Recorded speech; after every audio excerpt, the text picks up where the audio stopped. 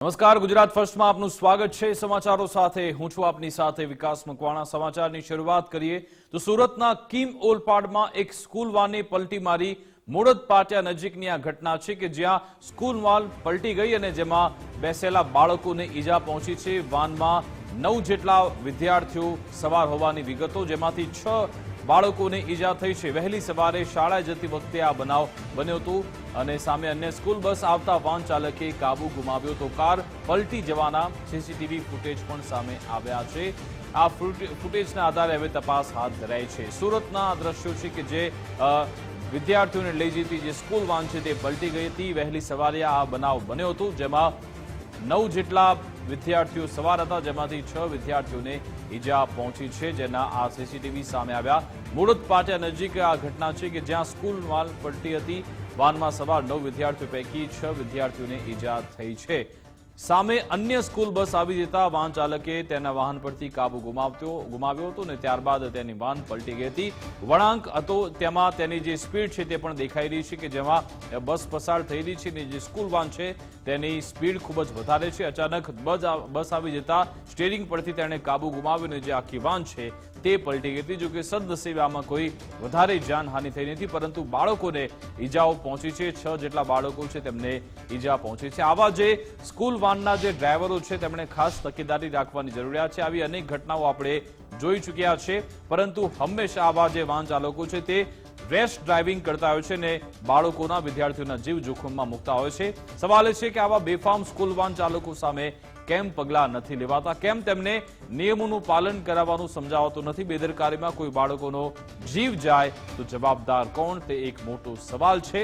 બાળકોની સલામતી માટે કોણ જવાબદાર, સ્કૂલ કે તંત્ર, તે પણ એક મોટો સવાલ। સંવાદદાતા ઉદય જાદવ ફોનલાઈન પર જોડાઈ ગયા છે। ઉદય, આખી ઘટના કઈ રીતે સર્જાઈ હતી અને આ અંગે શું વધુ વિગતો? જી બિલકુલ, રાજ્યમાં વધુ એક સ્કૂલ વાન પલટી જવાની જે ઘટના છે તે સામે આવી છે। આ જે સમગ્ર ઘટના છે તે સુરતના કિમ વિસ્તારમાં બનવા પામી છે। કિમ ઓલપાડ રાજ્ય ધોરી માર્ગ ઉપર આ જે સ્કૂલ વાન છે તેને અકસ્માત નડ્યો હતો। વહેલી સવારે મોડદ પાટિયા નજીક સ્કૂલ વાનને જે છે તે અકસ્માત થયો હતો। સામે તરફથી અન્ય સ્કૂલ બસ આવતા જે સ્કૂલ વાન ચાલક છે તેને સ્ટીયરિંગ પરથી કાબુ ગુમાવ્યો હતો અને આ જે આખી જે ઇકો કાર છે તે પલટી મારી ગઈ હતી। ઇકોમાં કુલ 9 જેટલા બાળકો સવાર હતા, ત્યારે આ ઘટનામાં ઇકોમાં સવાર 9 બાળકો પૈકી 6 બાળકોને સામાન્ય ઇજાઓ થઈ હતી। જે આ સમગ્ર અકસ્માતની ઘટના છે તેના હાલ સીસીટીવી ફૂટેજ પર સામે આવ્યા છે, ત્યારે સીસીટીવી ફૂટેજના આધારે જ કિમ પોલીસે છે તે આગળની વધુ તપાસ હાથ ધરી છે। જી વિકાસ। બિલકુલ, આભાર ઉદય તમામ જાણકારી આપવા બદલ।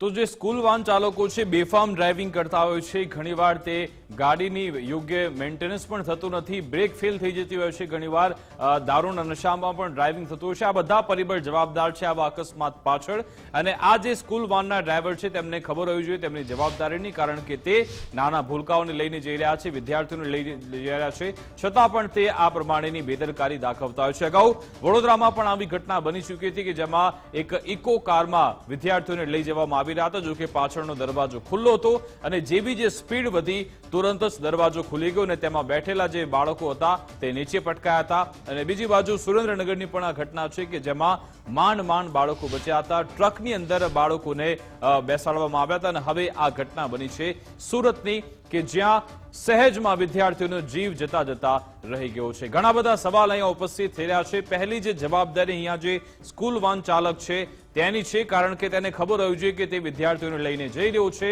જો મોડું થતું હોય તો વહેલા તેને નીકળવું જોઈએ।